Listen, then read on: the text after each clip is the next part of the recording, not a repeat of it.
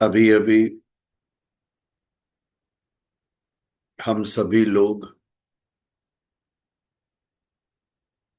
एक गहरे ध्यान से बाहर आए।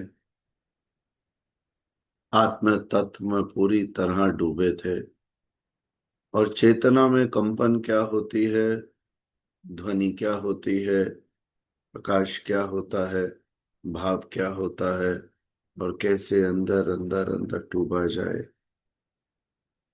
इसको हमने अनुभव किया। जैसे जैसे चेतना का सत्य अपने आप को खुद ही खोलता जाता है, किसी भी व्यक्ति विशेष को सत्य स्वतः ही अनुभव होने लगता है।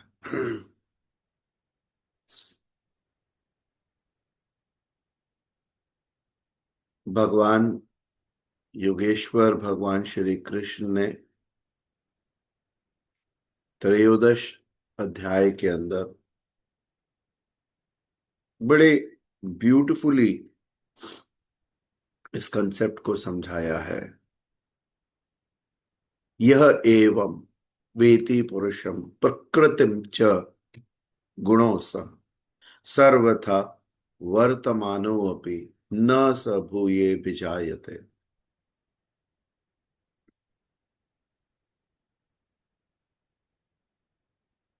अभी जितनी भी बातें मैं करने वाला हूं सभी इसी लगभग ब्रह्म तत्व के आसपास मूव करेंगी। और इस श्लोक में भी भगवान कहते हैं कि पुरुष को और गुणों के सहित प्रकृति को जो भी मनुष्य साक्षात्कार इसमें कर लेता है और वो दोबारा जन्म नहीं लेता।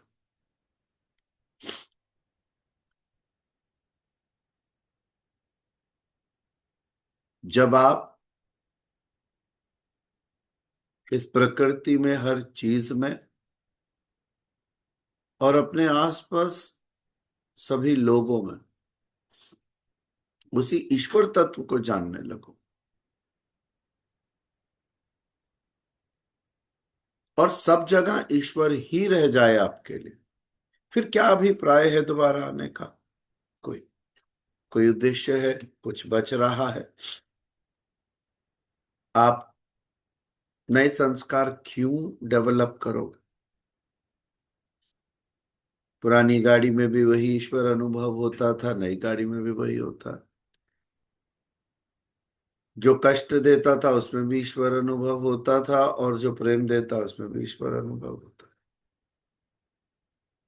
इस स्थान पे भी अनुभवी ईश्वरी अनुभव होते थे। अब नए स्थान में जाने के संकल्प सोचा है, रखा है, तो वहां पे भी ईश्वर अनुभव। तो एक अजब सी समता आ जाती है, एक न्यूट्रलिटी आ जाती है जिसमें the God is in everything, the God is visible in everything. पर क्या हमें हर चीज में उनका रूप दिखता है? नहीं। ईश्वर चैतन्य है और उनकी चेतना या उस चेतना का ही अंश हमारे अंदर है। Same properties.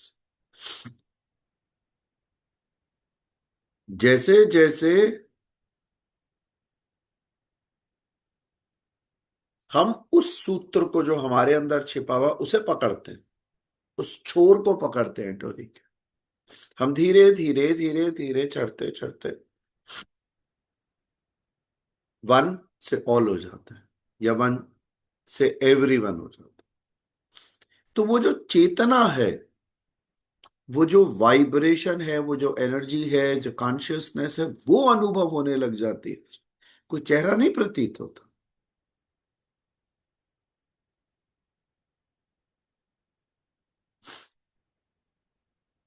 हमें यह अनुभव होने लग जाता है कि सब में ईश्वरीय सत्ता है। The energy, the consciousness of God is visible in everyone. You can feel it, you can hear it, you can see it, you know it.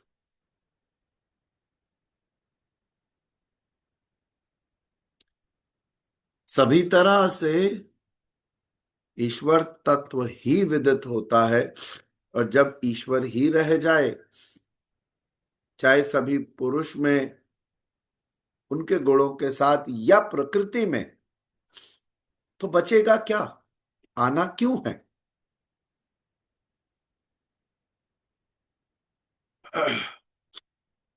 जन्म आप इसलिए लेते हो क्योंकि आप अतृप्त जाते हो। मैं दोहराता हूं, जन्म आप इसलिए लेते हो, अतृप्त जाते हो।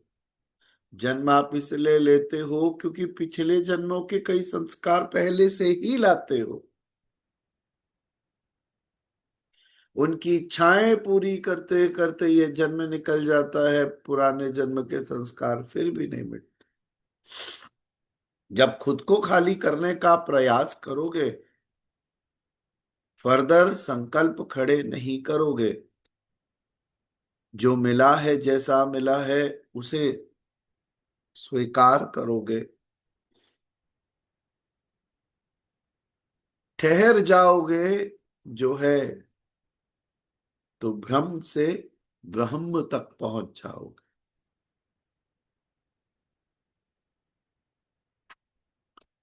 जब हम में नई इच्छाएं, नए संकल्प खड़े होते हैं और वो गहरे होते हैं, तो वो भी हमें लॉन्ग रन में, और वो पूरे ना हो इस जीवन में, तो हमारे अंदर इच्छाएं होती हैं, वो दबी हुई रह जाती हैं। हमारे सबकॉन्शियस में सब कुछ एम्बेडेड है। वापस आने की वजह वो सभी चीजें हैं, इसने मुझे बहुत तकलीफ दी, तो भाई आप अगली बार आना, फिर जन्म लेना, उसे भी घसीट के लाना, फिर उसे तकलीफ देना।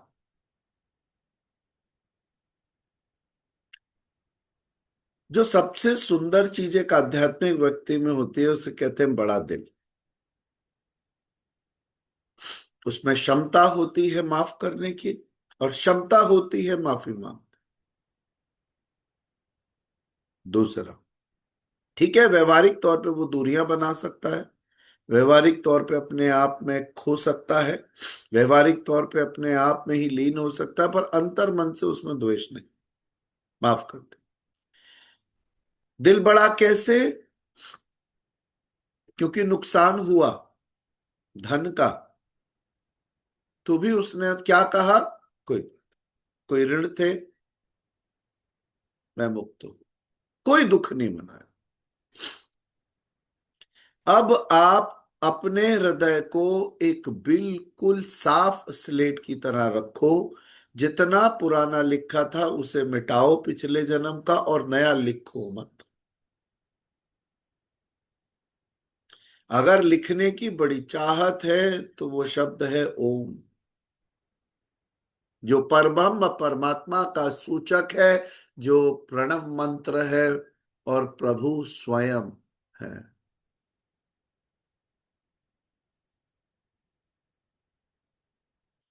आप किसी रूप से जुड़े हो, वह रूप भी ओम में ही ले जाएगा, और ओम से भी वही रूप बाहर आएगा। वो लीला है ईश्वर की, वो अपने आप खड़ी होती है, अपने आप शून्य हो जाती।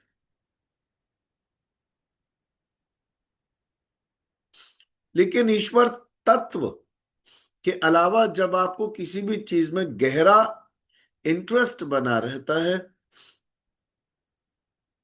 तो वही संकल्प और गहरे जुड़े हुए वही अचेतन में संस्कार फिर से पुनर्जन्म की आधारशिला रखते हैं।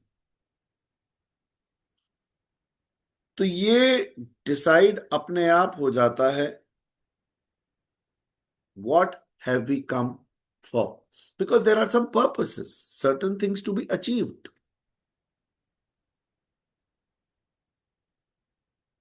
भगवान कहते हैं ध्यानेनात्मनि, पश्यन्ति केचिदात्मना मनात्मना अन्य सांख्येन योगेन कर्म योगेन चापरे। अर्जुन, इसमें आत्मनामन मतलब परमात्मा को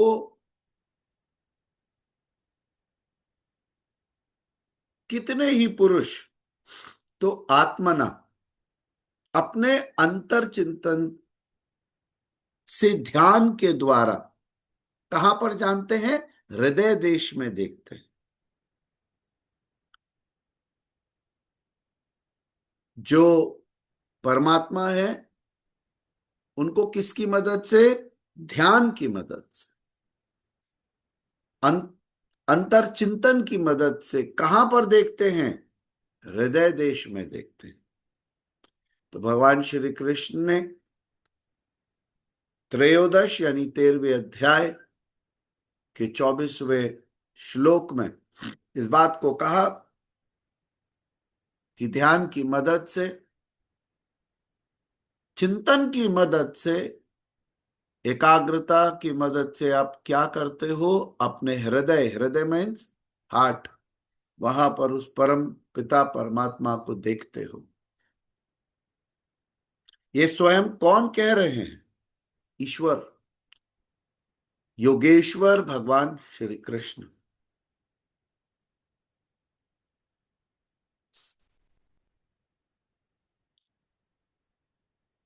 लेकिन किसकी मदद से देखते हो? ध्यान। जब हम अष्टांग योग की बात करते हैं तो पहले धारणा को समझते हैं, ध्यान, और फिर समाधि। यहां पर इन तीनों को ही एक शब्द में समेट दिया गया और ध्यान कहा गया।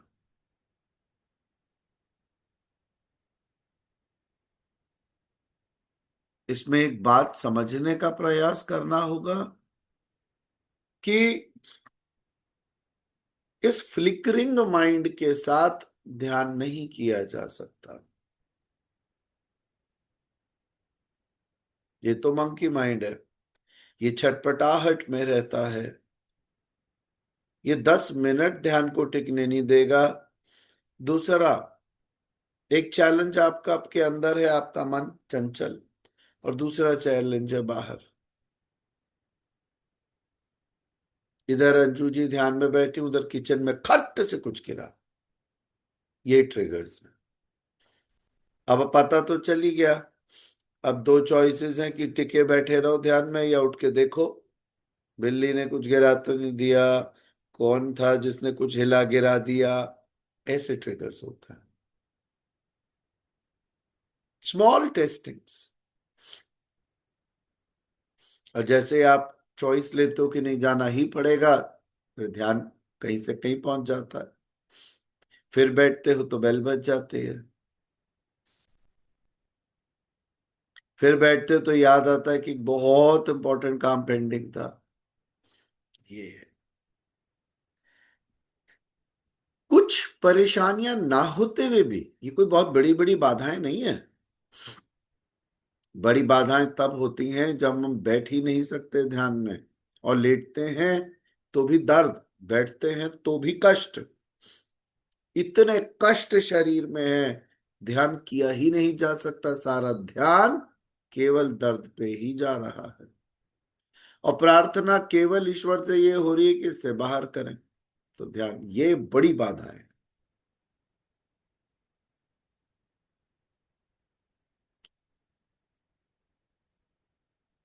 प्रभु को जब आप ठीक हो तो अपने नेत्रों के मध्य उतार लें, फिर गहरा अंदर, जैसे वो कहते हैं ना, अपने अंतःकरण में उतार के रख लें। नेत्रों से खींचें और अंतःकरण में, गहरा अंदर अंतःकरण में, हृदय देश में उतार लें। फिर जब उठ के भी जाएं तो फिर वही साथ में हो। बेल बजे तो वो साथ में, इरिटेट नहीं होना है। बिल्कुल इरिटेट नहीं होना, किया हुआ सारा कर्म शून्य हो जाए। आपने जो ध्यान से पुण्य अर्जित किया था वो सब शून्य हो जाएगा, अगर आप इस समझे नहीं कि क्यों हो रहा। जब जब हमारे ध्यान में बाधाएं आती हैं, ये कोइंसिडेंस नहीं होता, ये टेस्टिंग्स हैं। पहले ऋषि मुनि आवर्स एंड डेज के लिए ध्यान में बैठते थे। आज मैंने क्या कहा था, एक पहर का ध्यान भी मुश्किल है। एक पहर कितना होता है? दिन में 8 पहर होते हैं, 3 घंटे का एक पहर। आप 3 घंटे नहीं बैठ पाते, 100 चीजें बीच में आ जाएंगी। कोई बात नहीं, या तो टाइम ऐसा निकालिए जब आपको कोई तकलीफ ना दे सके। जब सब जागेंगे तो सबको जगाएंगे।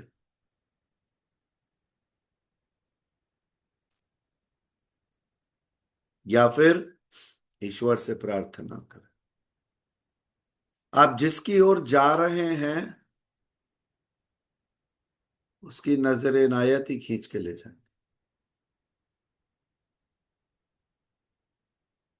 आप केवल प्रयास कर सकते हैं, लेकिन जो अच्छी ऊर्जा क्रिएट करते हैं इरिटेशन से, फ्रस्ट्रेशन से, गुस्से से, उसको नष्ट कर देते हैं। वो किए हुए कर्म शून्य हो जाते हैं। तो यहां पर हम समझने का क्या प्रयास कर रहे हैं? ध्यानेनात्मनि पश्यन्ति, ध्यान की मदद से परमात्मा को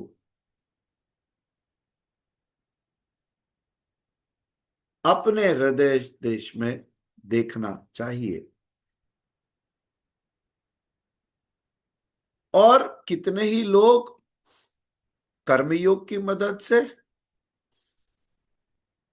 अन्य सांख्येन योगेन कर्म योगेन चापरे, कितने ही लोग निष्काम कर्मयोग की मदद से, और बहुत सारे लोग ध्यान की मदद से इसी ईश्वर को प्राप्त करते हैं। तो जो निष्काम कर्म योग में लिप्त होते हैं वो समर्पण के साथ, यहां पे सबसे महत्वपूर्ण शब्द है समर्पण। आप कर्म करते जा रहे हो और कोई थैंक यू, कोई रिवॉर्ड, किसी भी चीज की आपके मेष मात्र भी मन में इच्छा नहीं है। प्रभु के शरणागत हो और अपने कर्म कर रहे हो। तो जब आप समर्पण के साथ उसी नियत कर्म में प्रवृत्त हो जाते हो, अपने काम को करते रहते हो, आपको पता ही नहीं लगता कि प्रभु आपके अंदर बैठ के ये काम कर रहे थे या आपसे करा रहे थे। But is there Iness? Is there something that you trying to fetch out of that? No. तो ये दोनों धाराएं हैं, सांख्य योग, निष्काम कर्म योग, धाराएं हैं।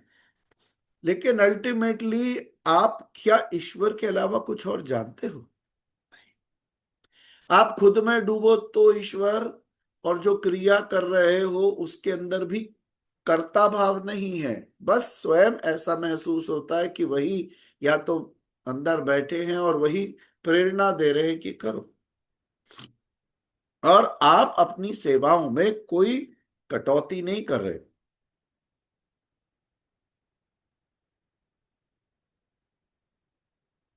बहुत सारे लोग इसमें बैलेंस स्ट्राइक करते हैं, तो ध्यान भी करते हैं, अपने कर्तव्य कर्म सेवाएं भी करते हैं, और प्रभु इच्छा पे छोड़ देते हैं। उन्हें पता है जब ध्यान नहीं बधा उनकी किस्मत में उस समय तो नहीं हुआ, कोई बात नहीं, मुस्कुराते हैं, प्रभु का धन्यवाद करते हैं, कुछ क्षण तो आप में डूबने का मौका मिला। बेल बज गई तो क्या, कोई आ गया तो क्या, तबीयत खराब हो गई तो क्या, दर्द उठ गया तो क्या, मेरे प्रभु की जैसी इच्छा। मुस्कुराते हैं, उनको नमन करते हैं, उस काम पे लग जाते हैं जिस काम के लिए अभी आपको उठना था या उठने की जरूरत थी।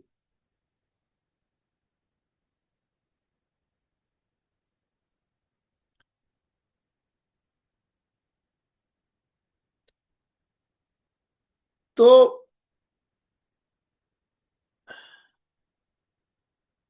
पर जिन लोगों को साधना का ध्यान नहीं है, मतलब साधना का ज्ञान नहीं है, खुद साधना नहीं कर सकते, खुद ध्यान नहीं कर सकते,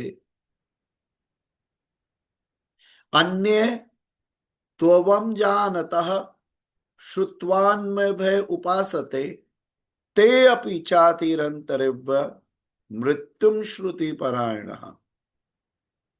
जो लोग ध्यान साधना का जिनको ज्ञान नहीं है, जो इसमें नहीं घुस पा रहे,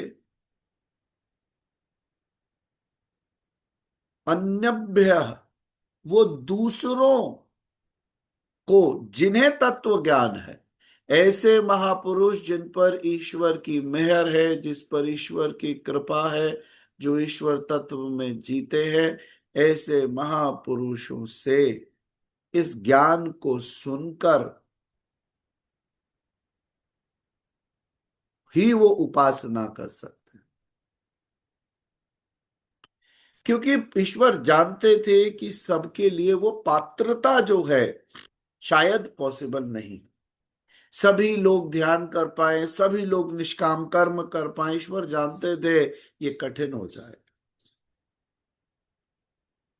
तो अगर आप ये ध्यान साधना का ज्ञान नहीं रखते तो क्या कर सकते? ईश्वर ये कहते हैं the alternative is to listen to someone who knows it well.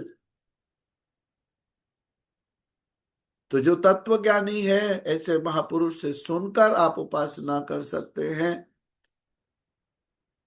सुनने के परायण हुए वे पुरुष भी मृत्यु रूपी सागर से तर जाते हैं।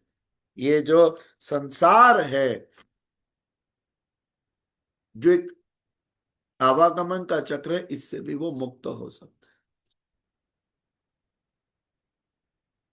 तो जब कुछ भी ना कर पाए तो सत्संग करें, संतों का के सानिध्य में रहें, निरंतर पकड़ के रखें, निरंतर सीखते रहें। क्योंकि जब गृहस्थ एक विशेष सर्कल की तरह हो, किसी भी रूट से आप बाहर नहीं आ पा रहे, तो किसी का हाथ पकड़े, क्योंकि आप भंवर में हैं, और भंवर में जब तक किसी का हाथ नहीं पकड़ेंगे बाहर नहीं निकल। और जो हाथ देता है उसे भी प्रभु शक्ति देता है, अदरवाइज कहाँ किसी में दम है किसी को बाहर निकाल ले। असीम कृपा प्रभु की उस पर होती है, क्षमता देते हैं और उस व्यक्ति को भी मदद करते हैं।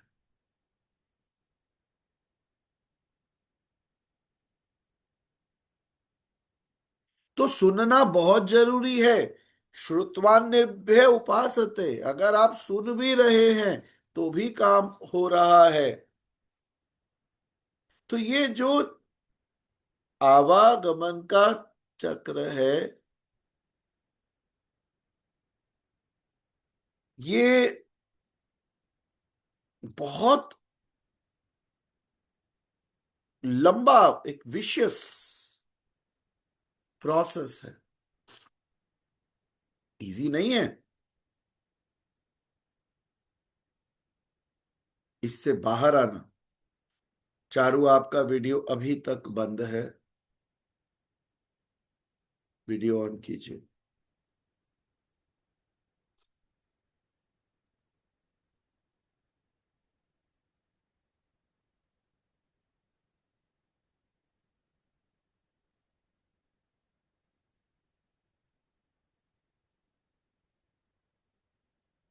सही मायने में एक आध्यात्मिक व्यक्ति कोई पर्टिकुलर टाइम पे ध्यान में होता है? नहीं, हर समय। You are always in the state of God.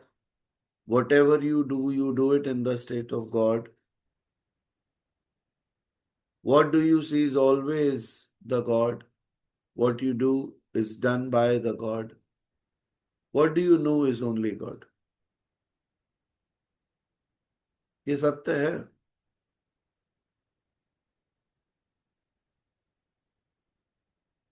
जहां जाते हो, जैसे जाते हो,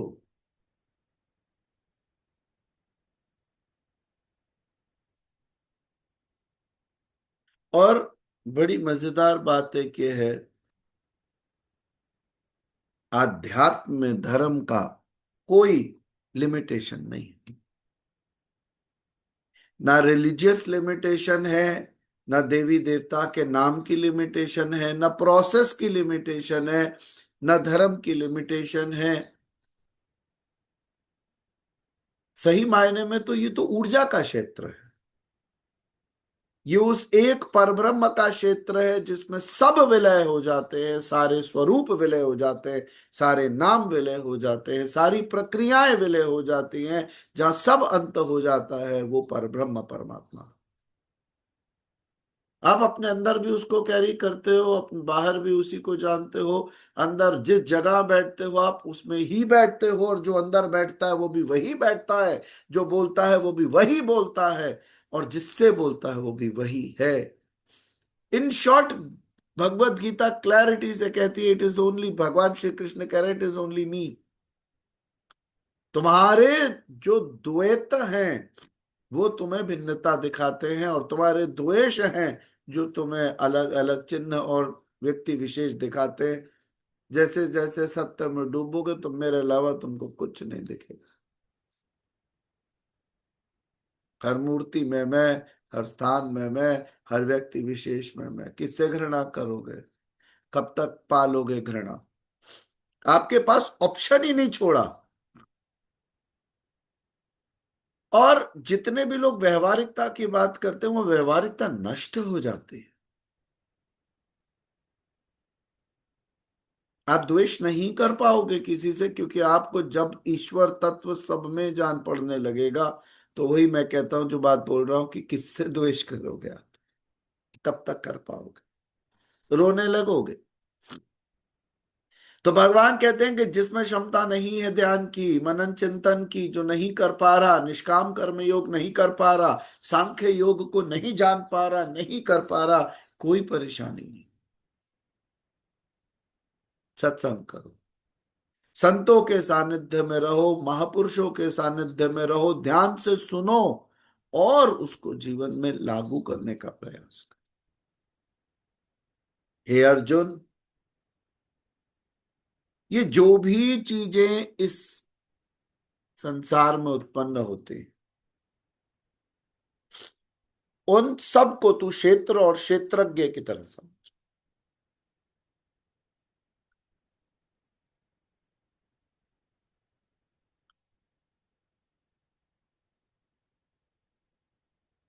बड़ा सुंदर है जो अब बात मैं कहने वाला हूं। त्रयोदश अध्याय का 27वां श्लोक। सम सर्वेषु भूतेषु तिष्ठतं परमेश्वरम्। सम सर्वेषु भूतेषु तिष्ठतं परमेश्वरम्। विन विंशयत्स्व विंशयतम य पश्यति स पश्यति। य यह पश्यति स पश्यति। जो पहला शब्द है वो है सम सर्वेषु। मतलब जब आप समता से, समभाव में स्थित होकर देखोगे, सम सर्वेषु भूतेषु तिष्ठतम परमेश्वरम। जो भी व्यक्ति विशेष रूप से ये जो अलग अलग शक्लें हैं, अलग अलग चीजें हैं, कोई इंसान की किसी से शक्ल नहीं मिलती, हर प्रोडक्ट एक दूसरे से ज्यादा यूनिक है, उन सभी चीजों में नाश रहित परमेश्वर को समता भाव से स्थित होकर देखता है। क्या मैंने क्या कहा? सबके चेहरे अलग, हर सामान अलग, हर चीज डिफरेंट, लेकिन तब भी समा सर्वेषु भूतेषु तिष्ठतम स परमेश्वरम। समता के भाव में स्थित होकर यथार्थ में वो किसे देखता है? हर चीज में परमेश्वर को।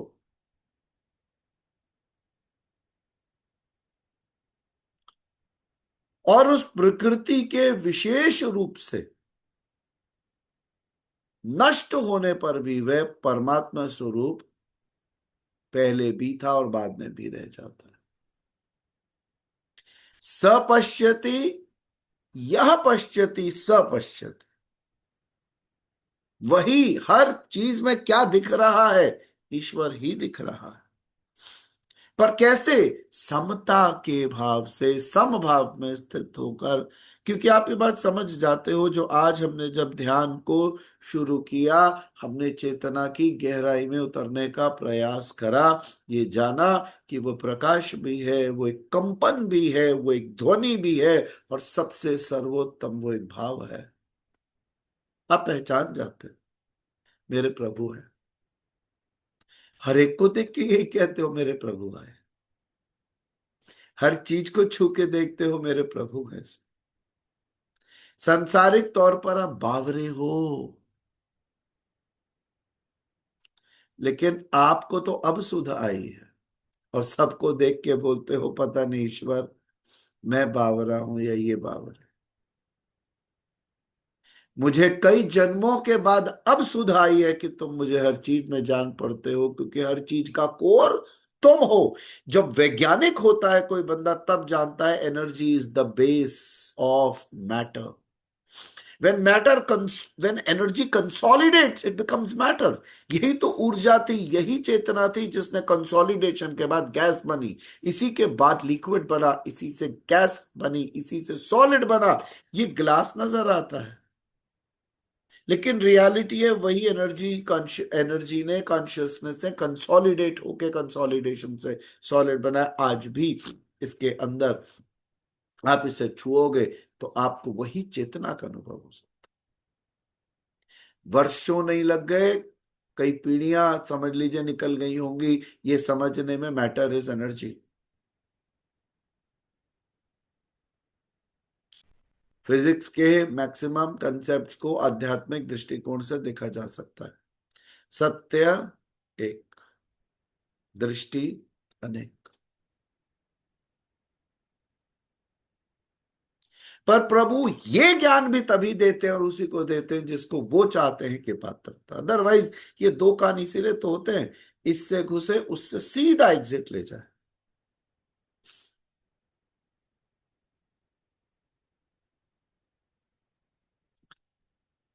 तो समता के भाव में स्थित रह के हर चीज में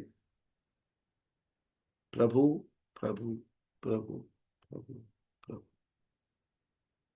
ऐसे डूबे कि बाहर कभी नहीं आए।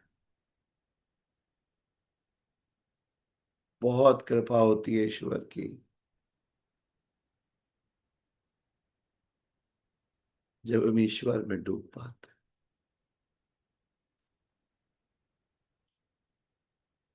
क्योंकि वह पुरुष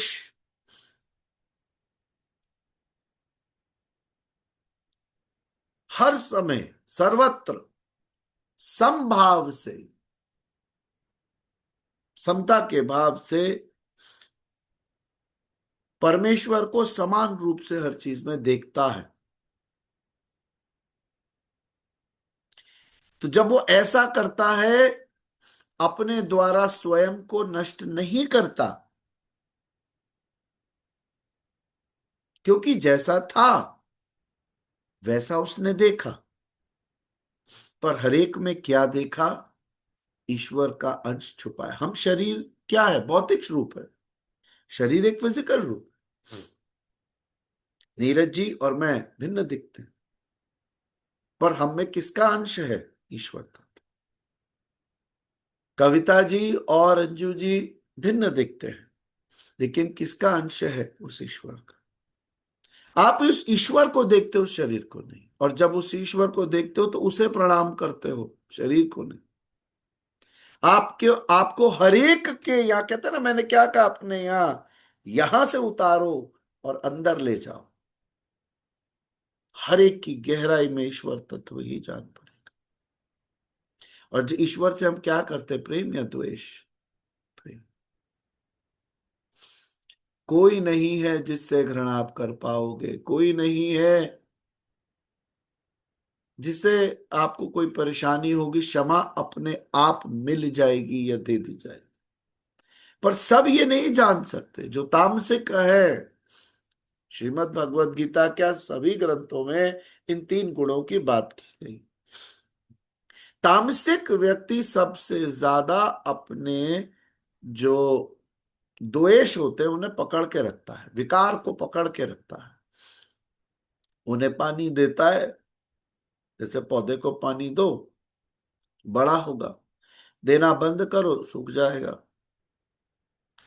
तो जितना तामसिक व्यक्ति होगा वो अपने विकारों को निरंतर पोषित करता है और वो बड़े हो जाते हैं, फिर उनकी लड़ाई करता है। विकार वो कहता है कि साहब ये तो मेरे हक की लड़ाई है। द्वेष जब खूब बड़े हो जाते हैं तो वही लिए लिए मर भी जाता है। कुछ तो झगड़े झुगड़े करके सेट कर लेता है, बराबरी पर मैटर सॉल्व क्या होता है उसकी तृप्ति हो जाती है कुछ कुछ जगह, और कुछ जगह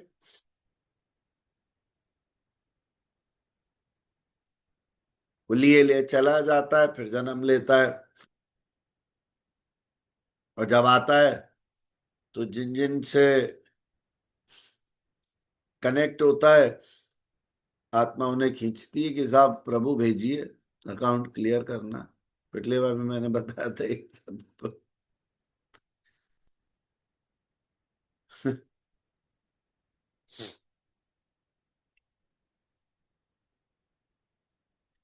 तभी कभी कभी तीन चार बच्चे होते हैं, माँ बाप किसी एक ही को बहुत ढूंढ रहे होते हैं, इसकी हरकतें ऐसी हैं, इसकी हरकतें ऐसी हैं।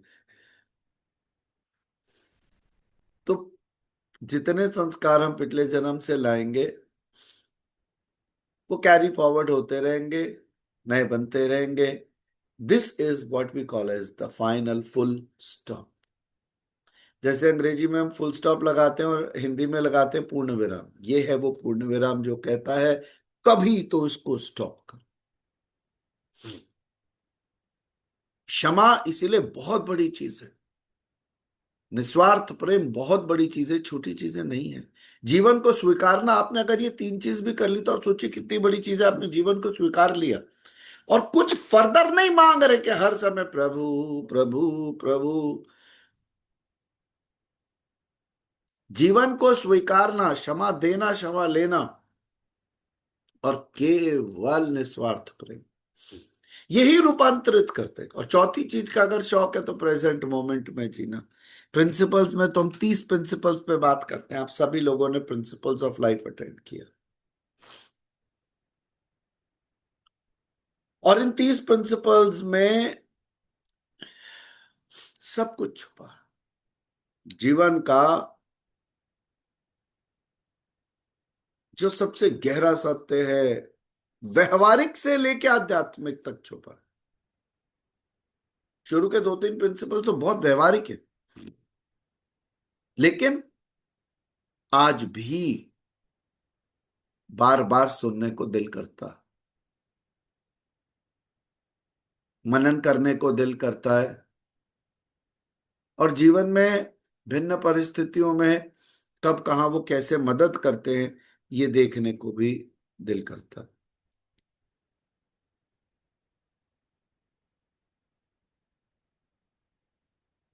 कुछ श्लोक हैं जिनको सुनते हैं और फिर उसके बाद आगे कंटिन्यू करेंगे।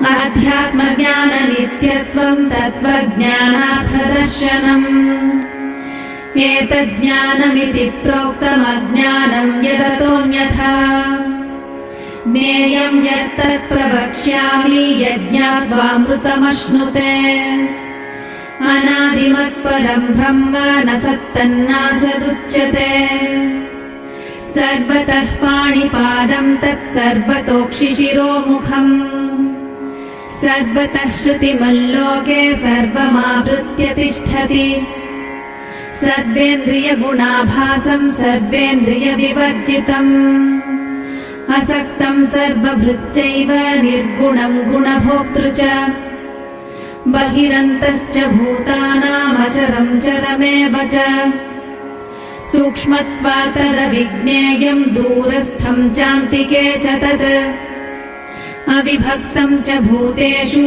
विभक्तमिव च स्थितम् भूतभर्तृ च तज्ज्ञेयं ग्रसिष्णुप्रभविष्णु च ज्योतिषामपि तज्ज्योतिस्तमसः परमुच्यते ज्ञानं ज्ञेयं ज्ञानगम्यं हृदि सर्वस्य विष्ठितम् इति क्षेत्रं तथा ज्ञानं ज्ञेयं चोक्तं समासतः मद्भक्त एतद्विज्ञाय मद्भावायोपपद्यते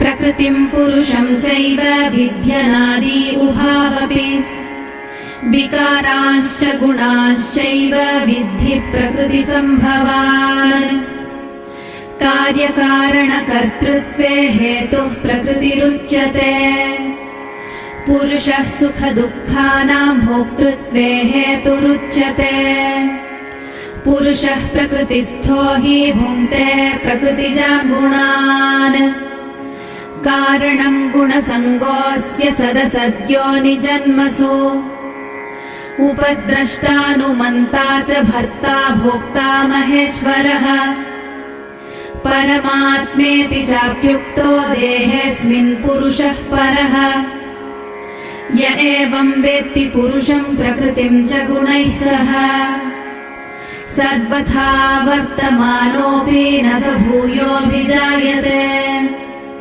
ध्यानेनात्मनि पश्यन्ति केचिदात्मानमात्मना अन्ये साङ्ख्येन योगेन कर्मयोगेन च परे अन्ये त्वेवमजानन्तः श्रुत्वान्येभ्य उपासते तेऽपि चातितरन्त्येव मृत्युं श्रुतिपरायणाः यावत् सञ्जायते किञ्चित् सत्त्वं स्थावरजङ्गमम् क्षेत्रक्षेत्रज्ञसंयोगात् तद्विद्धि भरतर्षभ समं सर्वेषु भूतेषु तिष्ठन्तं परमेश्वरम् विनश्यत्स्व विनश्यन्तं यः पश्यति स पश्यति समं पश्यन् हि सर्वत्र समवस्थितमीश्वरम् न हि नस्त्यात्मनात्मानं ततो याति परां गतिम्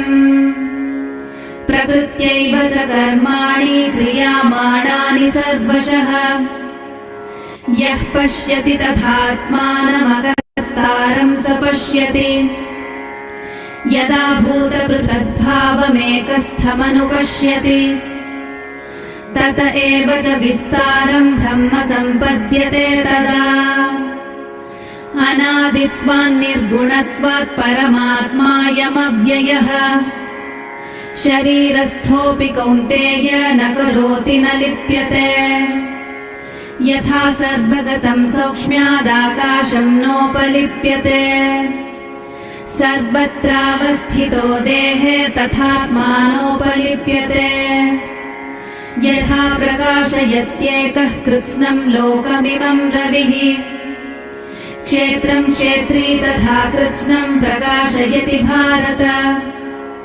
क्षेत्रक्षेत्रज्ञयोरेवमन्तरं ज्ञानचक्षुषा भूतप्रकृतिमोक्षं च ये विदुर्यान्ति ते परम् ॐ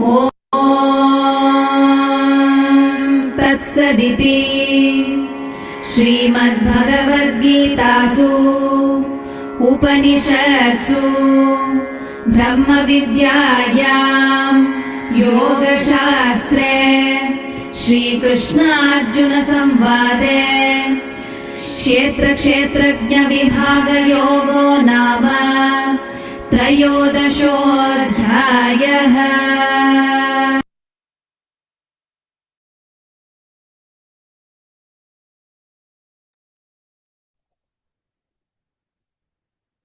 कितना सुंदर लगता है, कितना कानों को मिश्री जैसा अनुभव होता है जब हम सुनते हैं, है ना।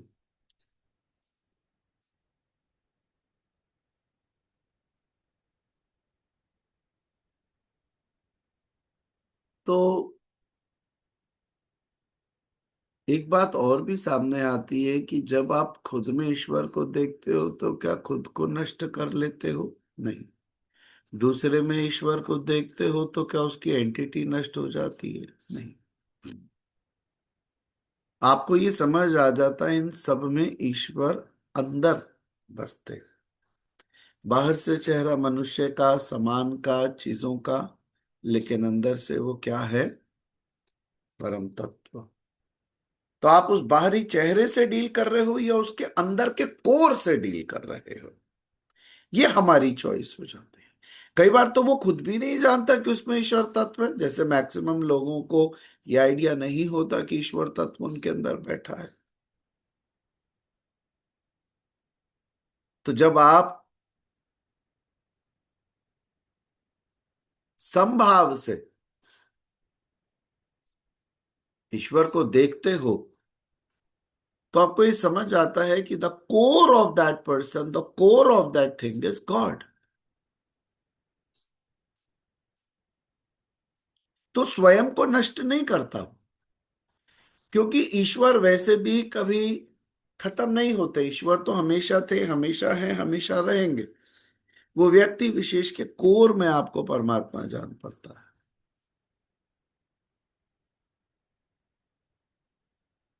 जो पुरुष संपूर्ण कर्मों को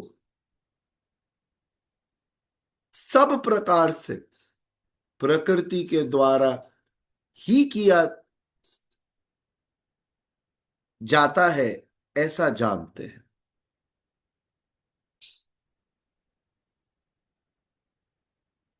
और ये भी जानते हैं कि जब तक प्रकृति है तब तक कर्मों का होना होगा। हालांकि आत्मा अकर्ता है। आत्मा अकर्ता है means it doesn't get indulged, it doesn't get involve. आत्मा दृष्टा की तरह अंदर से केवल देख रही है, विटनेसिंग एंटिटी है। ईश्वर क्या है? वो भी विटनेसिंग एंटिटी है, वो भी दृष्टा ही है। तो ये जो संपूर्ण कर्म है उसकी प्रेरणा कहीं ना कहीं ईश्वर तत्व है जो हमारे अंदर है। और जब तक प्रकृति है तब तक कर्म करने होंगे, तब तक कर्म होंगे। तो श्रीमद् भगवत गीता किसी भी तरह कोई एस्केपिज्म नहीं बता रही कि आप अपने काम रोकें, पर वो कहती है कि साहब काम को ये मान के चलो निष्काम कर्म योग के भाव से करो। सामने क्या देखो? ईश्वर तत्व को देखो, समता से देखो उस ईश्वर को।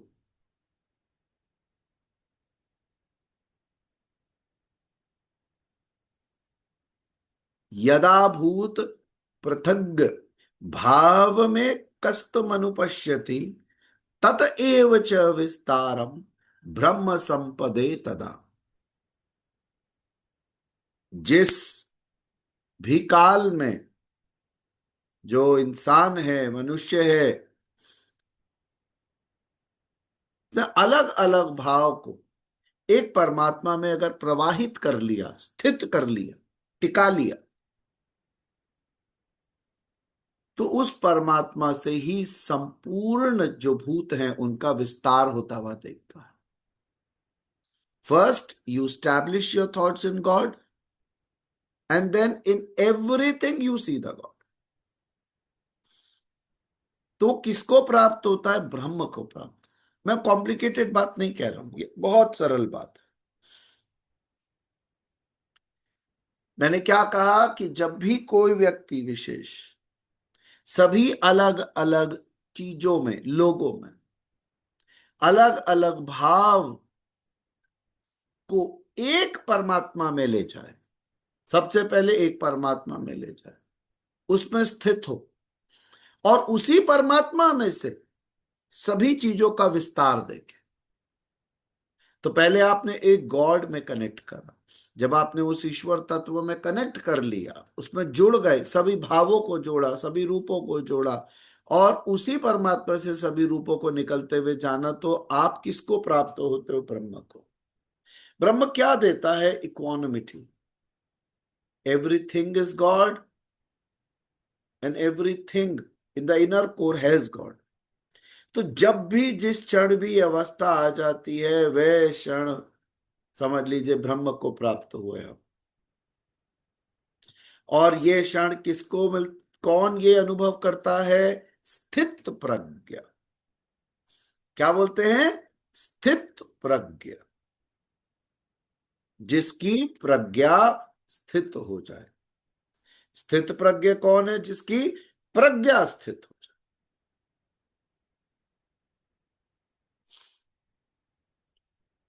ये एक गहरे मनन का विषय है। गहरे मनन का विषय। प्रज्ञा एक तरीके से इंसाइट है, विवेक है, विजडम है। एक बड़ी शुद्ध इंटेलिजेंस है। और वो क्या शो करती है? वो सिग्निफाई करती है your high degree of understanding, your awareness and discernment.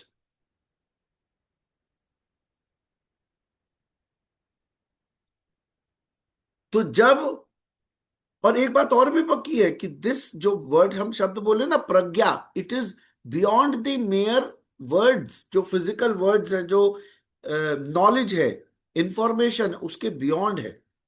It basically refers to that deeper state of consciousness. एक स्पिरिचुअल एनलाइटनमेंट जब आप स्थित हो जाओ, तो ये बहुत, मुझे लगता है कि एक ये शब्द ऐसा है जो लास्ट शायद 15 साल पहले अंदर टिक गया था। स्थित प्रज्ञ, स्थित प्रज्ञ, स्थित प्रज्ञ। और बार बार मनन चिंतन ये होता था, प्रज्ञा क्या है, प्रज्ञा में स्थित कैसे हुआ जाता है। ये ध्यान दीजिएगा कि आपका मनन चिंतन आपके लिए बहुत बहुत अनिवार्य है। अगर आप केवल क्लास को सुनते हैं, आप केवल सुन सुन ही रहे हैं बस, तो ये काम नहीं करेगी। हर शब्द में गहराई है। और कहीं ना कहीं ऐसा प्रतीत होता है कि ईश्वर जब जब जो शब्द हम तक पहुंचा रहे हैं, वो कह रहे हैं जानू, कि ये वो नॉलेज का स्टेट है, वो इंटेलिजेंस है, वो विजडम है, वो लेवल ऑफ कॉन्शियसनेस है जिसके अंदर आप जाके स्टेबल हो गए, स्थित प्रज्ञ, ठहर गए।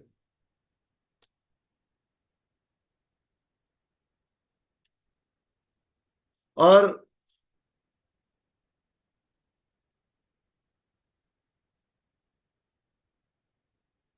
ये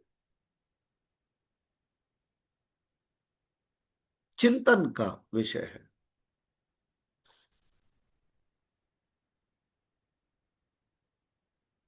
तो ईश्वर क्या कहते हैं? तत एव च विस्तारम ब्रह्म संपादे तदा। आपको ईश्वर का विस्तार ही हर जगह दिखेगा। हम क्या बोलते हैं कई बार? मैं ईश्वर मैं भी हूं, मैं ईश्वर में भी हूं। जब ये कहते हैं मैं ईश्वर मैं भी हूं, तो मेरे अंदर जो चेतना है, जो लाइट है, जो कॉन्शियसनेस है, जो वाइब्रेशन है, वो परमात्मा की है। मैं ईश्वर में भी हूं, जिस कमरे में बैठा हूं वहां भी केवल ईश्वर ईश्वर है, उस घर में ईश्वर ईश्वर है। तो सत्य तो यही है कि आप ईश्वर में भी हो, ईश्वर में भी हो। इसको हर पल जिए, इसको हर पल जिए, इसको हर पल अंतःकरण में उतारें, क्योंकि स्थित प्रज्ञ ही होना है।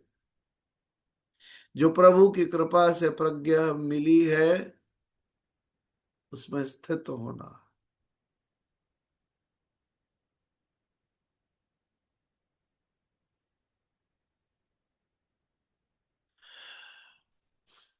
आगे बोलते हैं अनादि होने से और गुणातीत होने से। ईश्वर क्या है?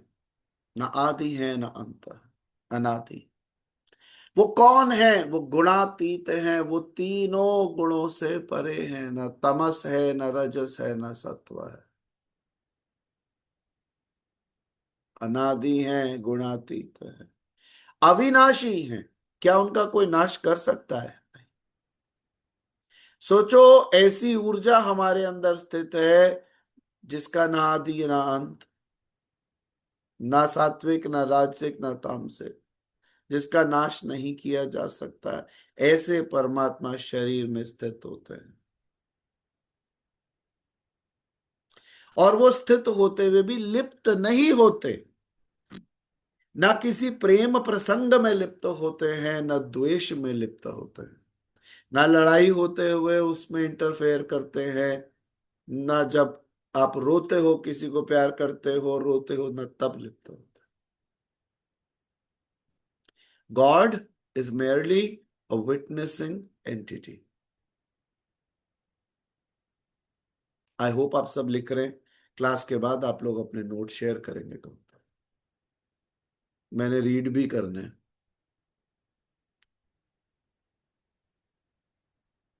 तो सर एक मिनट, आपने जो अभी जिस एक बार प्रकार सर्वत्र व्याप्त हुआ आकाश, जो हर जगह है, क्या आकाश कोई एक ही स्थान पर है? कोई जगह है जहां आकाश नहीं है? हर स्थान पर आकाश है। क्या वो फिजिकल है जो हाथ में आएगा? नहीं, वो तो सूक्ष्म है। जिस प्रकार सर्वत्र व्याप्त हुआ आकाश सूक्ष्म होने के कारण लिप्त नहीं होता। इतना सूक्ष्म है आकाश कि आप आकाश में जाते हो, आकाश आप में नहीं जाता, लिप्त नहीं होता। ठीक वैसे ही हमारी आत्मा भी गुणातीत होते हुए भी हमारे अंदर लिप्त नहीं होती। वो इन चीजों से फ्री रहती है, इन चीजों से एकदम अलग रहती है, हमारे अंदर है, लेकिन वो इनमें से किसी भी कार्यक्रम में बंध नहीं रही, बॉन्ड नहीं बना रही। भगवान कहते हैं, अर्जुन, जिस प्रकार एक ही सूर्य इस पूरे के पूरे संपूर्ण ब्रह्मांड को प्रकाशित कर सकता है, उसी प्रकार तेरी ये आत्मा तेरे संपूर्ण क्षेत्र को प्रकाशित कर सकती है। और जो हमारा हृदय देश है, यहां से निकलने वाला प्रकाश पहले शरीर को प्रकाशित करता है, फिर शरीर के बाहर आसपास पूरे आपके आभा मंडल को प्रकाशित करता है, फिर धीरे धीरे भवन को करता है, फिर पूरे भवन के बाद क्षेत्र को करता है, और ये विस्तृत होता चला जाता है। ये वो प्रकाश नहीं है जो नेत्रों से देखा जाए। ये नैनोमीट्रिक वैल्यूज वाला क्षेत्र ही नहीं है, ये उससे भी परे है। अंतिम श्लोक में भगवान कहते हैं कि इसीलिए ये जो क्षेत्र क्षेत्रज्ञ का भेद है ना,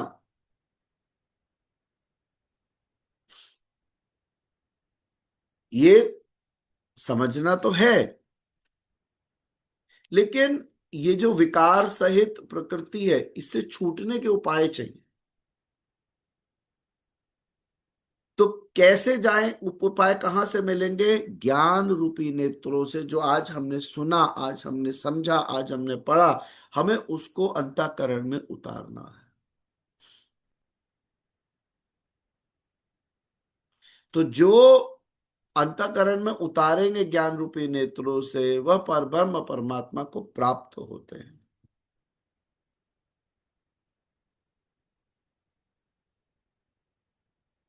आज जो त्रयोदश अध्याय है, उसको हम लोग समाप्त करते हैं। हरिओम तत्सत।